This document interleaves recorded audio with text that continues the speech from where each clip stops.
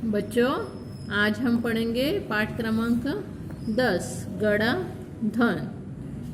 तो आज हमें ये पाठ पढ़ना है। सुंदरपुर गांव में रामदीन नामक किसान रहता था। उसके 4 बेटे थे। रामदीन स्वयं तो बहुत परिश्रमी था, पर उसके चारों बेटे बड़े आलसी थे। हर समय इधर उधर बैठकर गप्पे मारा करते थे। रामदीन उनके इस अल्लड़पन से परेशान था। उसे हमेशा बेटों की भविष्य की चिंता सताया करती। वह दिन रात यही सोचा करता कि बेटे अपना पेट कैसे पालेंगे। एक रात वह इन्हीं विचारों में खोया था। तभी उसकी पत्नी ने झिझकते हुए उसे एक उपाय सुझाया। उपाय सुनकर वह कुछ देर सोचता रहा, फिर एकाएक खुशी से उछल पड़ा। ये कौन है? रामदीन। रामदीन नामक ये कौन था? रामदीन एक किसान था। कौन था? एक किसान था। उसके चारों बेटे थे। उनको कितने बेटे थे? 4 बेटे थे। वो स्वयं बहुत परिश्रमी था, पर उसके चारों बेटे जो है वो बहुत आलसी थे। तो आलसी होने के कारण उन्हें बहुत चिंता सताई करती थी कि इनका भविष्य में क्या होगा। इसीलिए वो बहुत चिंता करते थे।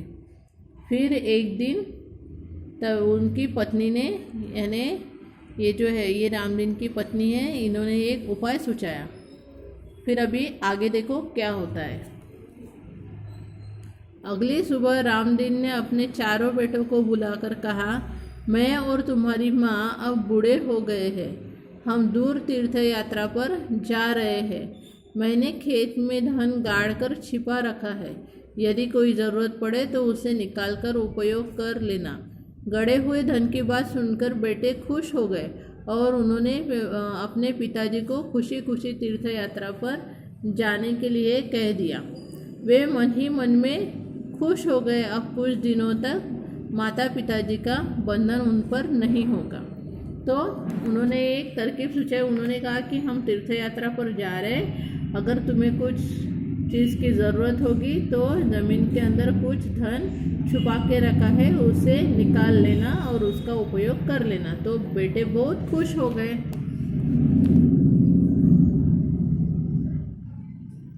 रामदीन के जाने के बाद कुछ दिनों तक सब कुछ सामान्य चला रहा।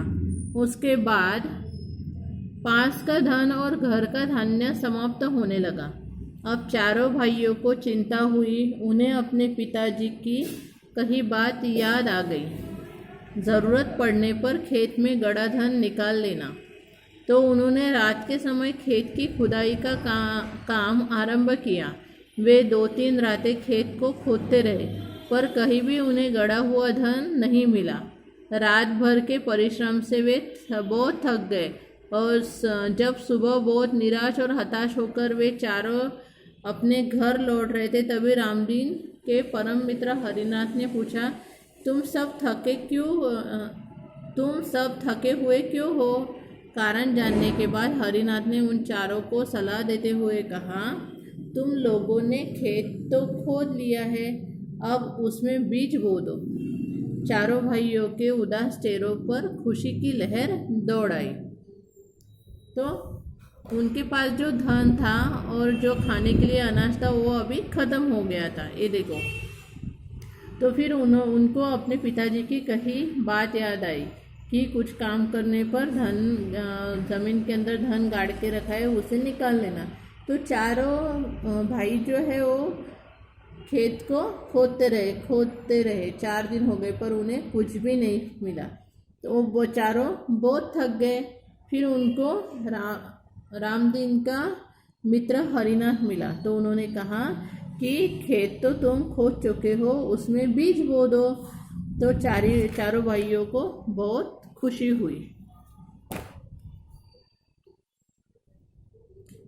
चारों भाइयों के उदास चेहरों पर खुशी की लहर दौड़ आई। उन्होंने हरिनाथ के कहे अनुसार ही किया। खेत में नन्हे नन्हे अंकुर निकल आए। उन चारों के मन में उत्साह जाग गया। वे निराई गुड़ाई करने लगे। फसल बहुत अच्छी हुई। हरिनाथ काका को धन्यवाद देकर वे फसल को बाजार में बेचने के लिए ले जाने की तैयारी में जुट गए। उसी समय तीर्थ यात्रा से रामदीन और उसकी पत्नी लौट आए। माता पिता के आते ही बेटों ने उनके चरण स्पर्श किए। गाड़ी में लदे अनाज के बोरे देखकर रामदीन ने कहा, अब तुम्हें खेत में गड़े धन का राज समझ में आ गया होगा। चारों ने सिर हिलाकर स्वीकार किया और कहा, हाँ पिताजी, अब हम यह भी समझ गए कि जीवन में परिश्रम के बिना कुछ भी संभव नहीं है। परिश्रम से ही धन कमाया जा सकता है। तो उन्होंने बीज बो दिए तो उससे क्या हुआ कि अनाज उगने लगा और बहुत सारा फसल उगने लगी, तो बहुत सारा अनाज उस खेत में हुआ। फिर वो बाजार में बेचने के लिए निकल पड़े। तो तब रामदीन और उसकी पत्नी आई, तो फिर उन्होंने कहा कि गड़ा धन का मतलब समझ में आया। तो चारों बेटों ने कहा हाँ, कि गड़ा धन का मतलब हमें समझ में आया और परिश्रम से ही धन कमाया जा सकता है। तो इस प्रकार यह बात अपने ध्यान में रखना चाहिए कि जितना हम ज़्यादा परिश्रम करेंगे उतना हमें क्या मिलेगा, उसका फल मिलेगा। आया समझ में? Okay, bye.